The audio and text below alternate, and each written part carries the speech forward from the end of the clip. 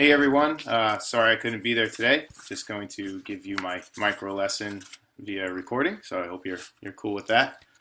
Basically, my micro lesson is using a technology platform that recently came out a couple of years ago called Slack. It's basically a broad messaging platform that has many integrations which allow for collaboration of teams. You can kind of interpret team however you want, whether it's a tech support team, a help desk team, a customer service team, a classroom, or even just a team of friends. It's really however you want to mold this product to work for you. So I tend to use Slack in my profession just for keeping up with things, collaborating with coworkers, and also being abreast of all the current technology going on in the Mac admins world. It helps me manage my Mac computers better than I could have without it. So I really find this quite useful, and I thought it would be a great addition to a classroom. So I hope you guys find that just the same as me. So basically, it's a team communication tool that allows for communication on a variety of platforms and devices. So you can use this on iOS, you can use it on Android, you can use it on your desktop, your Mac, in a web browser. It's anywhere you go. So if you don't have your computer with you, you got your phone with you, you're still communicating on your Slack platform. So you're really not going to miss anything. If your name is called out, it's kind of like if somebody writes your name on Facebook and gives you the, the hyperlink under it, you're going to get notified. So if somebody needs you, it's very easy to get in touch, and it's very easy to get back into the conversation that you might be missing. It also, in my opinion, through its integrations, it reduces the amount of app jumping you need to do. So you don't need to go to Google Hangouts to get in a Google Hangout. You don't need to go to Google Drive to access a file that might have been shared with your team. It's probably going to be pinned in the channel or linked already. You don't need to go to a screencasting program to screencast. Everything's right here. If there's a calendar assignment assigned, you'll see it pop up in whatever designated channel the instructor or somebody from your team assigned to calendar items. So it's nice that way. It kind of keeps things simple. I find it really engaging. When I first started using Slack, I said, well, what is this? Is this instant messenger? But it's so much more than that. It's almost kind of addicting in a way because you're constantly wanting to use it, and it kind of gives you a good satisfaction by using this product. It's not clunky, it's not clumsy, it feels with the times, and it's easy. There's also another thing I thought was real cool. When I was looking into this as possibly using it as an LMS system, I found that teachers are already trying to do this. And there's a few blog articles out there. And there's also what's called Slack EDU. And if you look in my micro lesson proposal, I put a link to Slack EDU. And that's a Slack team that's comprised of thousands of other educators across the world, I believe. I don't think it's just consolidated to the country. And you can actually apply to get into that group. I did it today. I haven't received notification yet. But I heard they have hundreds of channels just on how educational trends, educational technology, but assessment techniques, anything in education. So you could just talk shop with people you've never met before anytime you want. So that's another great reason to use this. So, but basically I want to show you how I kind of wanted to use Slack for teaching an activity in your class. So I made the Slack team. This is our Slack team here, EST 565. You could call it whatever you like. So Nick DeMaria's biology class. And then you have channels. Channels are basically topics or subgroups. So you can keep the conversation which pertains to that channel right in there. So it's not just one jumbled mess of dialogue going on. This channel has to do with announcements. This channel has to do with assignments. It's all pretty straightforward. Great thing about channels is I have it where everybody who joins this team can get into any channel. But you can keep channels private. You can keep channels just between you and a student or you and a customer. You can keep just channels that not everybody wants to be in, invitation only, which is great. I mean, you can kind of keep people out of channels they don't need to be in or they don't want to be in. You can also send direct messages. So that's kind of like your instant messenger or sending a text. It's a one-on-one type thing. Another thing with everything in Slack is archived. Everything is there. So there's a lot of accountability that goes on. So how we talked about accountability in Google Docs, having revision changes tracked, Well, everything that goes on in here stays here. You can't delete it. You can delete it as an admin of it, but just a regular user cannot. So also, if you share a Google file, like a Google Doc sheet, Google Slides in here, those are all added to the team. It's not just a link outside of here. Those files are now part of this team. So if that person leaves the team or leaves the class, you still have that file. So that's good data retention. So basically, I wanted to form a assignment around the election going on right now. So if you were in, I remember in 4th grade, I was learning about the elections and presidential races and governments and different parties, and I thought it was so cool. I think at the time it was Bush who was going for it, and I forgot who else, but it was somebody. And so I thought this would be a neat way to push the assignment, separate students into teams. So you're going to have Team Hillary and Team Trump. They could post their final project to the project groups. And then there's class calendars for due dates. So basically I did that by this. If I was in Team 1, now Team 1 is where I would keep all communication for members of the team.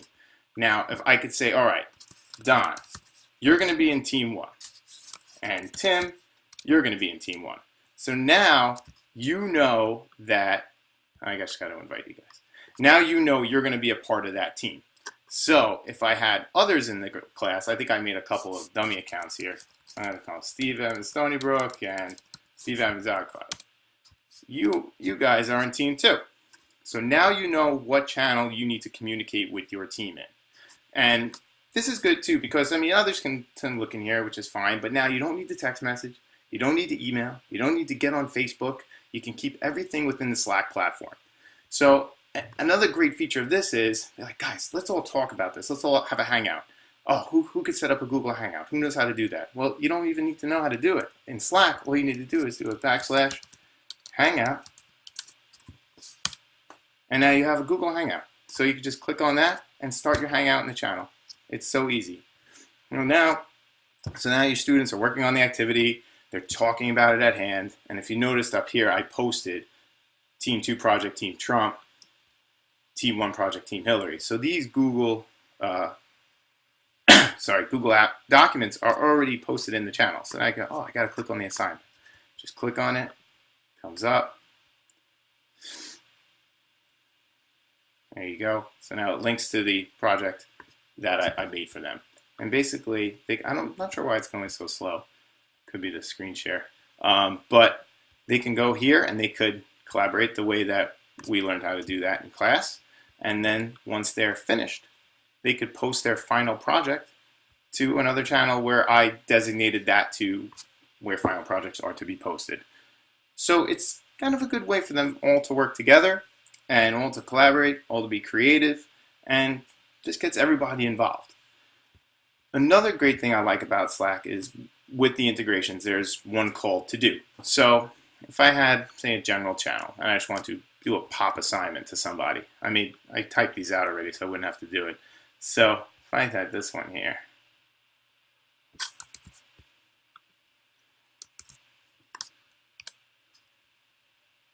so now right here, I assigned the task to Tim to please research and provide the latest poll rankings for the battleground states and post findings to the assignments channel in the form of a graph using PowerPoint. So now Tim knows I made this assignment to him. So and he can list his open tasks and he see what he has to do and it tells him where he has to put it. So let's say I wanted to do that one more time. I can make one for myself.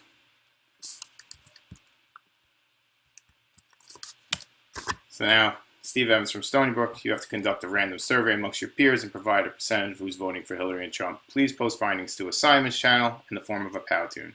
So now if you clicked on that channel, it'll go to the assignments channel so they know where to put it. And I mentioned before your class calendar with due dates. I had made some items. I'm just going to go to my calendar here. The screen's over. Well, I'll show you. I made some items on my calendar and it added them directly into my calendar channel. So now if someone in your class is like, oh, when's that project due? Or what's this project about? They could click on it. It's going to bring up their Google Calendar and they're going to see all the descriptions or info and due dates and times that you made for them. So and Now, one of the other channels I have here is the Hey, I Got a Question. And this channel, I thought was pretty useful. I had read someone using something similar to this in an LMS using Slack, where they were teaching in larger lectures, and not everybody wanted to raise their hand or interrupt the lecture to get a question to the instructor. So he made a channel for them where they're to direct their questions to. He would see a notification come up on his lecture computer, and he would have the question there, and he might have a ton of questions in a row, and now he can prioritize which ones he wants to ask. So they could simply have typed the question here, but they asked that they put his handle first, because now he's going to get a notification. So I just did an @Don, so now Don is going to get a notification in the Slack app, he's going to get a notification on his email that somebody needs you, and he's going to have the question right there. So I thought that was pretty interesting. It's kind of a more public way of asking a question versus a direct message, but has its uses. So I seem to have gone over a majority of the channels here and a majority of how I had various integrations for the team. And I know we tend to do Google Hangouts where we could share our screen, but another feature of this is you could do a leap where now I could broadcast my screen to anybody in the channel. So once again, I didn't have to leave here. I didn't have to go to another program to do a screen share. So it's pretty easy. Excuse me. So that's pretty much my my Slack in a nutshell. I know it's more geared to showing you the technology and how you can use this for a lesson. And as you see, it can provide the teams that I've made to do Team Project Hillary and Team Project Trump easy access to the assignment, easy access to the due dates, easy access to providing the final project, and also easy access for collaborating with their peers, whether it be a Hangout or even on just the channel in general.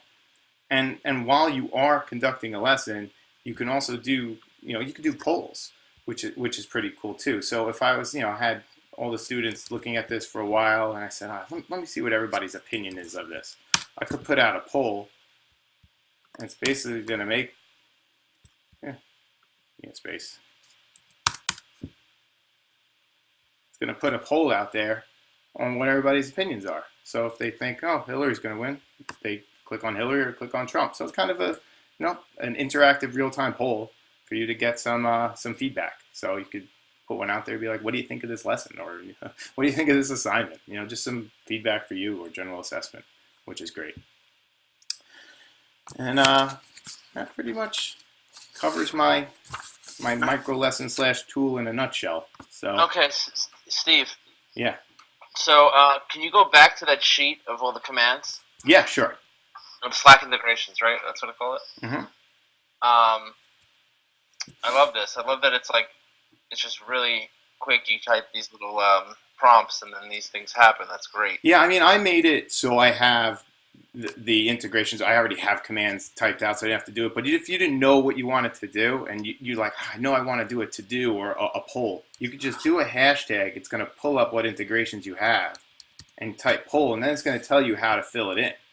Okay. So, and then there's tons. You want to do a Giphy just for fun, and you could be like, Family Guy. There you go. So you can put a little bit of humor into this. And it just randomly brings one in, or? Yeah, it randomly brings one in. I haven't figured out how to choose it. So, sometimes when you do a Giphy, you might want to, you could trial them first. So you can go to the Slack bot, because conversations with the Slack bot are only between you and the Slack bot. So it's a good place to test things out. Okay, great. And then for the actual lesson, is there, with the Hillary Trump documents, for instance, so that's sharing, anybody on that team gets that document. Now, is there a way to individualize the document? So if I wanted to I have 20-something students, I want to get each student to have their own copy of the document. Is there an easy way to do that, or? Oh yeah, well you can share these out just the same way you would in Google. So they're shared out just in Google Drive. So if you make it public document, anyone with the link is shared with them. It's going to appear in their shared with. So if they were using a Google Drive as their primary Okay. document repository, yeah. But no, like saying I want each student to have their own individual copy. Is there an easy way to do that, or do I have to do that? I see. I think at that point you might have to make a separate copy for each and just link it into there. So you would have Team 1 project, Team Hillary dash Tim, dash Don. Okay, no, that makes sense. It'd be the same way if you want to just distribute any file. You have to put something in there that individually made it. Or you could just distribute this as a template. So now when somebody posts it up as their assignment, they would just save it as a duplicate and change the name and post it. So if I was in my project, right? I had Team Hillary. I could just do a make a copy. Like I'm just pretending I was the student. Right. And then change the name. Where am I? My copy went somewhere. I saw it. I'm gonna show you a trick too that might work. Also, Sure. I don't know if you know So this trick. say I had changed this name, right? So now I say I changed the name already, and I said, okay, I'm done with my project. I want Teacher Don to see it. Right. Now it's in. Got it. And So I'm thinking also as a teacher, here's what you can do. Go back to Google Drive for a second. Mhm. Go to share. Grab that. Grab the. Go into the document. Sure.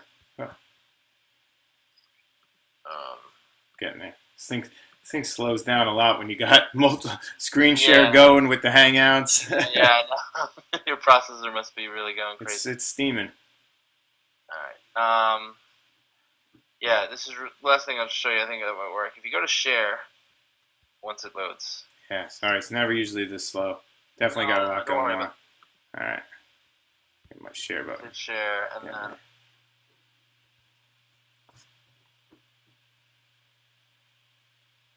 Yes, the crazy long link. Anyone with a link can view. If you change that to and then paste the link in your browser, but don't actually take the link at the top. See the very link at the top? Forget this for a second. Hit done. Your browser right now, the URL you have at the top. Mm-hmm. Just backspace the word edit at the end and change it to the word copy, and then hit enter. So if you give this link to students, check this out. It automatically forces them to make a copy. I see. Oh, yeah, so that would be great. So then you could take this, and you could just say, all right, Team 1, here's your template file. I want everybody to do this assignment and submit it, but now they're going to make a copy in their directory with their name on it. Yep. That instruction. Yeah, so that's perfect. Yep, I just thought that might be a good way to do it. And as you see here, too, with that same suggestion, say they posted it to, say this was the channel they posted it to, and you went and expanded this view out, down here on the channel details, you have the shared files. So anything that's posted to that channel stays in the shared file. So now I have a current who submitted it, and it's right there. It's not like, oh, I lost the email, or I sent it to you, you didn't get it. No, it has to be there in the shared files if they posted it to this directory. All right, great. I think it's a good tool. I think they're gonna get a kick out of it. Okay, cool. All right, well. All right, just want to hit stop recording. Yep, I will. And thanks, everyone. See ya.